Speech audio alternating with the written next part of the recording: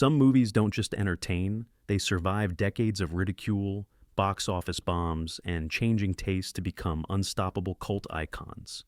And when it comes to science fiction, the 1980s gave us the strangest, boldest, and most unforgettable examples. Ever watched a film so offbeat it felt like a secret handshake among true fans? From glowing computer grids to alien conspiracies, these are the stories that refuse to die. Let's dive into 12 cult sci-fi classics that still hold up. Flash Gordon, 1980. Imagine a sci-fi film so bright, so exaggerated, and so unapologetically campy that it feels like a comic strip exploded on screen. That's Flash Gordon. Released in 1980, this Technicolor fever dream was dismissed by many critics as goofy nonsense. But here's the twist. It became a cult legend. Why? Because Flash Gordon didn't care about being serious. It cared about being spectacular. Based on Alex Raymond's classic comic, the story follows quarterback-turned-hero Flash as he battles the evil Emperor Ming to save Earth. Sounds familiar? It should. Flash Gordon was once one of the biggest inspirations for George Lucas when he conceived Star Wars. But unlike Lucas, director Mike Hodges went all in on camp. He gave us blinding costumes, bizarre alien worlds, and dialogue so cheesy it somehow became iconic. And then there's the music.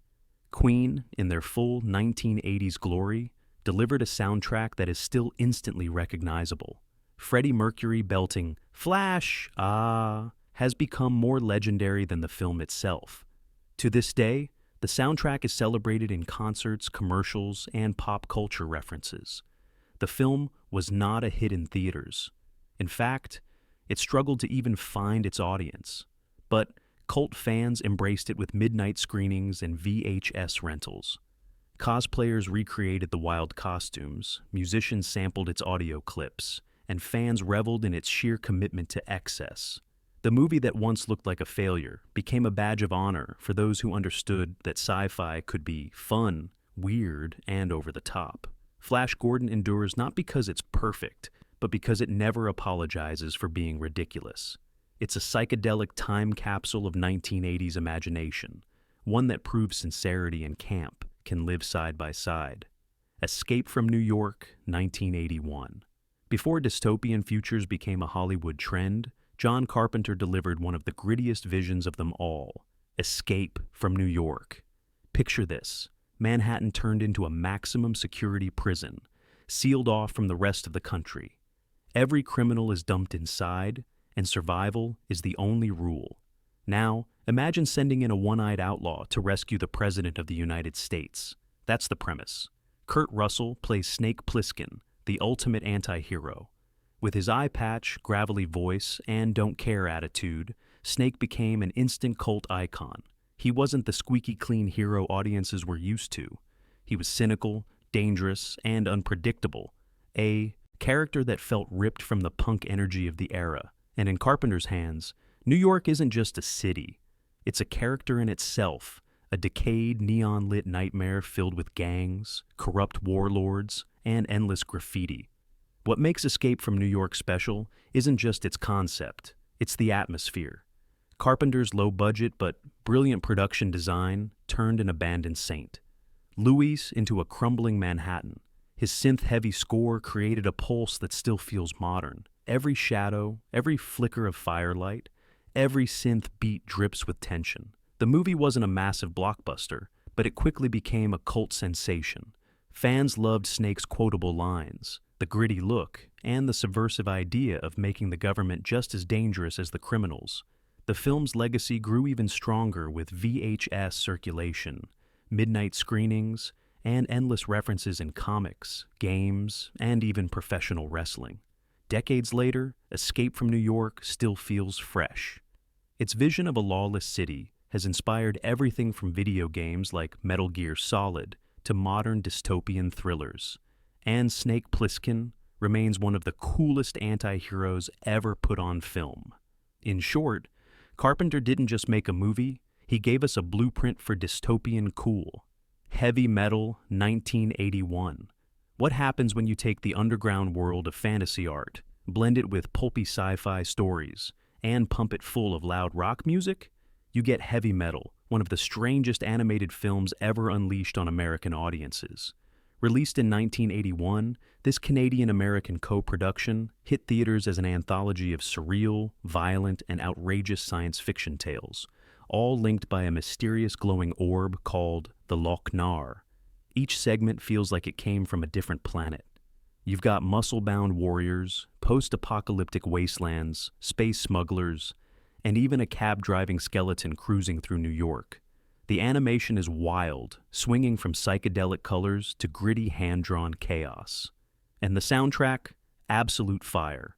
Heavy Metal featured Black Sabbath, Blue Oyster Cult, Cheap Trick, and Sammy Hagar. For many fans, the music was just as important as the animation. It turned the film into a midnight rock show as much as a movie. Critics didn't know what to make of it. Some dismissed it as juvenile, others were baffled by its mix of tones. But audiences, especially college kids and late-night moviegoers, embraced it. Bootleg VF, HS tapes passed around campuses made it legendary. And when it hit home video years later, demand was so high that fans practically begged studios to re-release it. Heavy Metal endures not just because it's bizarre, but because it feels fearless. It's messy, uneven, and absolutely unforgettable. Even today, animation fans and rock lovers gather for screenings, quoting its most ridiculous lines and rocking out to its soundtrack. It proved that sci-fi didn't have to be polished to be powerful. It just had to be bold enough to stick in your memory forever. The Thing, 1982. When John Carpenter released The Thing in 1982, it wasn't embraced. In fact, it bombed. Critics called it disgusting, audiences turned away, and it was overshadowed by a little movie called E.T. But here's the twist. The Thing is now considered one of the greatest sci-fi horror films ever made, and its cult status is ironclad. The story is as simple as it is terrifying. A group of scientists in Antarctica discover that an alien organism has infiltrated their base. This creature doesn't just attack, it imitates. It can perfectly copy any living thing, which means anyone could be the monster. Suspicion spreads, paranoia grows, and trust disintegrates. Suddenly, survival isn't just about fighting an alien. It's about not turning on each other. Carpenter's direction is masterful, but the true star is the special effects by Rob Bottin. The transformations are grotesque works of art, dogs splitting open, heads sprouting spider legs, torsos snapping into teeth. Critics in 1982 were horrified, calling it excessive. Today, fans marvel at the creativity and craftsmanship that put CGI to shame. Like many cult classics, The Thing found its audience on home video. Horror fans traded tapes, argued about who was infected, and dissected its ambiguous ending. Was Childs human? Was McReady? Decades later, debates still rage online, proving the movie's staying power. The Thing thrives because it taps into universal fears, paranoia, isolation, and the terror of not knowing who to trust. Its atmosphere of dread hasn't aged a bit, and its practical effects remain jaw-dropping. What was once dismissed as trash has been reborn as a masterpiece. That's cult cinema at its finest. Tron, 1982. Before Hollywood figured out how to make computer worlds look believable, Disney dropped Tron, a movie so far ahead of its time that audiences in 1982 didn't even know how to process it. Today, it's a cult icon that gamers, tech geeks, and sci-fi fans worship for its daring vision. The plot follows Kevin Flynn, a programmer who gets sucked into a digital world where computer programs appear as gladiators. Inside this neon cyberspace, he battles deadly light cycles, disk duels, and an evil master control program. Sound crazy? In 1982, it was mind-blowing. Tron didn't just show computers, it visualized cyberspace years before the internet became mainstream. Visually, Tron was revolutionary. It combined live-action footage with computer-generated imagery, one of the very first films to do so. The glowing suits, the wireframe landscapes, and the geometric battles all looked alien, futuristic, and completely unlike anything else in theaters. Some critics dismissed it as cold and confusing, but others saw it as groundbreaking. While Tron wasn't a box office smash, it developed a devoted fan base. Tech enthusiasts and gamers especially latched onto it.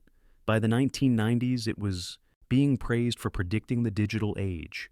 Its influence can be seen in video games, music videos, and even the design of later sci-fi films. And when Tron Legacy hit in 2010, the original surged back into the spotlight, proving its staying power.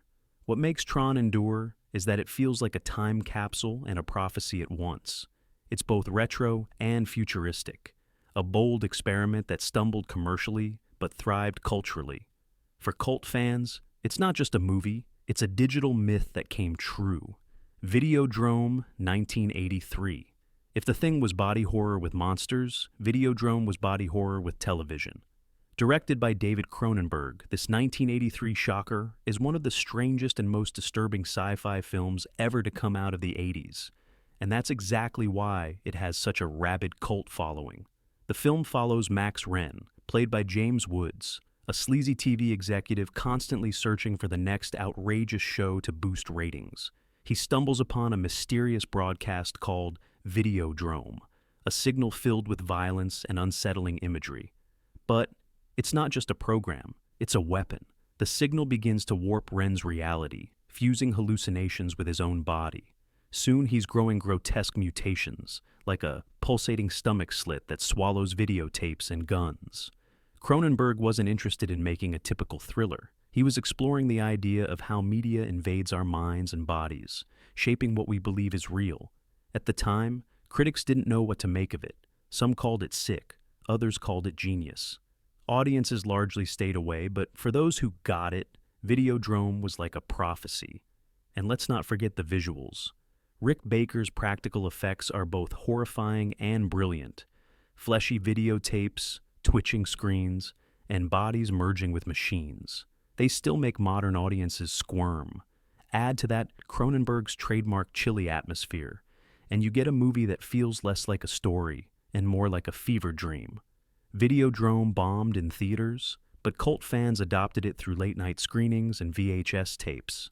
Today it's studied in film schools, quoted in fan circles, and dissected for its eerie accuracy about media obsession. In an age of screens everywhere, its warning feels more relevant than ever. Long live the new flesh. For cult audiences, that phrase is gospel. The Last Starfighter, 1984. For every kid who grew up in the 80s playing arcade games, The Last Starfighter was a dream come true. Released in 1984, this film told the story of Alex Rogan, a small-town teenager who discovers that his favorite arcade machine isn't just a game, it's a recruitment tool for an intergalactic war. Beat the high score, and you're drafted to fight real aliens. It's a premise so charming it still holds up. Alex gets whisked away to space by a quirky alien mentor named Centauri, and suddenly, he's the last hope against an evil empire. The visuals? Groundbreaking for the time. The Last Starfighter was one of the first movies to rely heavily on computer-generated imagery instead of models for its space battles. The technology looks primitive today, but in 1984, it was dazzling and futuristic. But what made the film stick wasn't just the effects, it was the heart. Alex wasn't a chosen superhero. He was a bored teenager stuck in a trailer park, dreaming of escape. For young audiences, that made him relatable. He wasn't Luke Skywalker raised to be a hero. He was one of us. The film didn't become a blockbuster, but it thrived on VHS rentals. Families loved it, gamers adored it, and cult fans still celebrate its mix of innocence and wonder. Even decades later, it continues to be referenced in pop culture, and there have long been rumors of sequels or reboots. The Last Starfighter endures because it captures the magic of wish fulfillment. It told every kid staring at an arcade screen, maybe you're not just wasting quarters, maybe you're training to save the universe. And who doesn't want to believe that? Repo Man, 1984. Some cult films whisper. Repo Man screams. Alex Cox's 1984 punk-fueled sci-fi satire is one of the strangest rides of the decade, blending car chases, glowing aliens, and biting social commentary into something that feels like it shouldn't work, but absolutely does. The story follows Otto, played by a young Emilio Estevez, a disillusioned punk rocker who stumbles into the world of car repossession. But these aren't ordinary repossessions. One Chevy Malibu on the lot happens to have a radioactive secret in its trunk, something so bizarre that government agents, conspiracy nuts, and repo crews all want a piece of it. Repo Man is less about plot and more about vibe.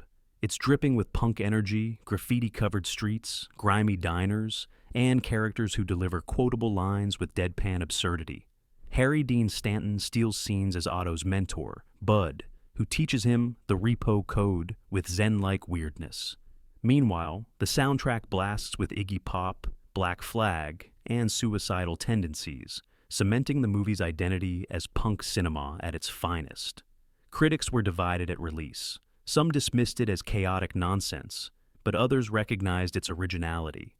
Audiences didn't exactly rush to theaters either. Where Repo Man found its soul was on college campuses and midnight screenings, where fans connected with its anarchic humor and surreal touches like glowing green trunks, exploding TVs, and philosophical repo men. Over the years, Repo Man became a cornerstone of cult cinema. Fans quote its one-liners, collect its posters, and debate its stranger-than-fiction ending. It's not polished, it's not traditional, and that's exactly why it endures. Repo Man proved that sci-fi didn't need big budgets to be unforgettable. It just needed attitude. Starman, 1984. When people think of John Carpenter, they think horror, Halloween, The Thing. They don't think tender. Road trip romance with an alien. And yet, Starman, released in 1984, proved Carpenter could shift gears without losing his storytelling magic. The film stars Jeff Bridges as an extraterrestrial visitor who crash lands on Earth.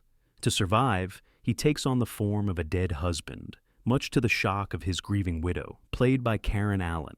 What follows is a road trip across America, as government agents hunt them down, and the unlikely pair slowly begin to bond. Unlike Carpenter's usual bleak dystopias, Starman has a warmth to it. The alien isn't here to conquer, he's here to learn. Bridges' performance is what makes the film legendary. He studied bird movements and adopted jerky, unearthly mannerisms, creating an alien that feels both curious and vulnerable. The Academy noticed too. Bridges scored an Oscar nomination for his role, a rare honor for a sci-fi performance. At release, Starman didn't blow up the box office. Audiences were unsure what to make of Carpenter directing a love story with a sci-fi twist. But over the years, fans embraced its heart, its humor, and its optimism. Cult screenings celebrated as Carpenter's most human film, a rare 80s sci-fi that puts empathy front and center. Starman endures because it dares to ask, what if the alien isn't the enemy, but the mirror that shows us our best selves? In a decade full of lasers and explosions, it stood out for choosing kindness. Brazil, 1985. If George Orwell's 1984 had been directed by a mad genius with a love for absurdity, the result would be Terry Gilliam's Brazil. Released in 1985, this dystopian satire is both hilarious and horrifying, and it has earned one of the fiercest cult followings of any sci-fi film ever made. The story centers on Sam Lowry, a low-level bureaucrat played by Jonathan Pryce, who dreams of escape from his suffocating government job. His fantasies of soaring through the sky in shining armor collide with his dreary reality of endless paperwork, malfunctioning machines, and a regime that crushes individuality. When a clerical error brands an innocent man a terrorist, Sam gets caught in the gears of a nightmarish system. Visually, Brazil is a marvel. Gilliam created a world of ducts, wires, and endless gray cubicles.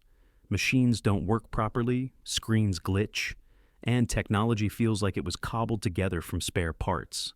The sets are grotesque yet hypnotic, a visual mix of retrofuturism and satire.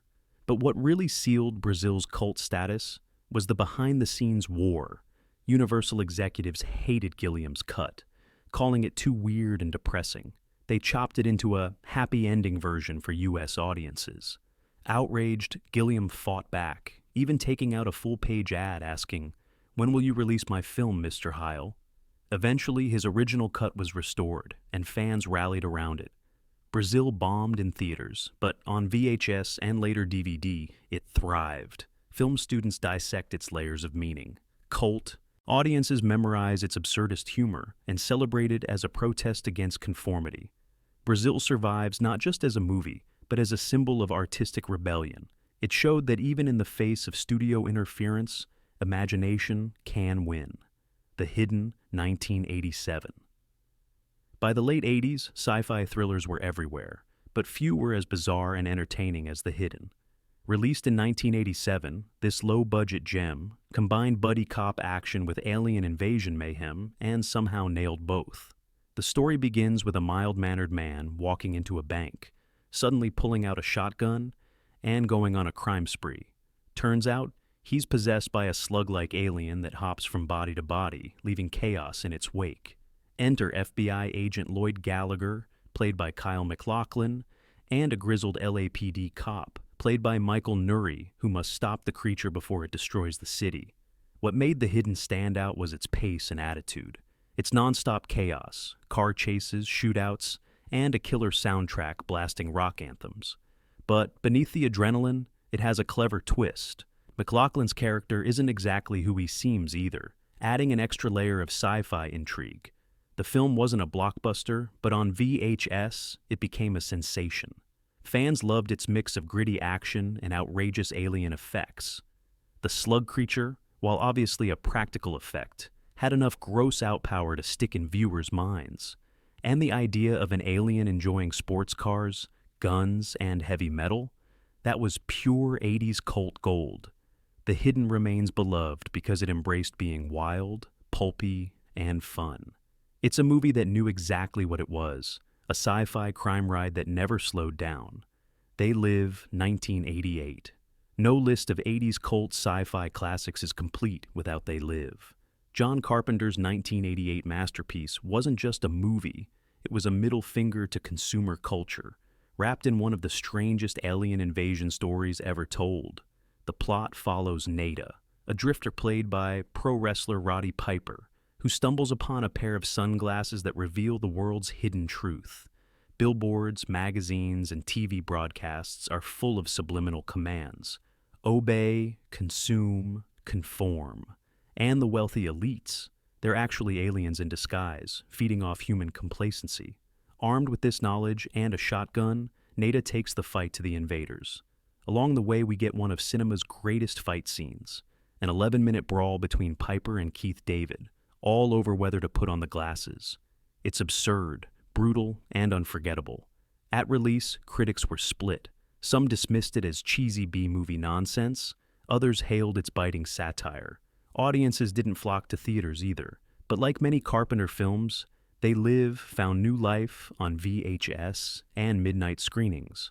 Fans latched onto its quotable lines, especially Piper's legendary, "I have come here to chew bubblegum and kick ass.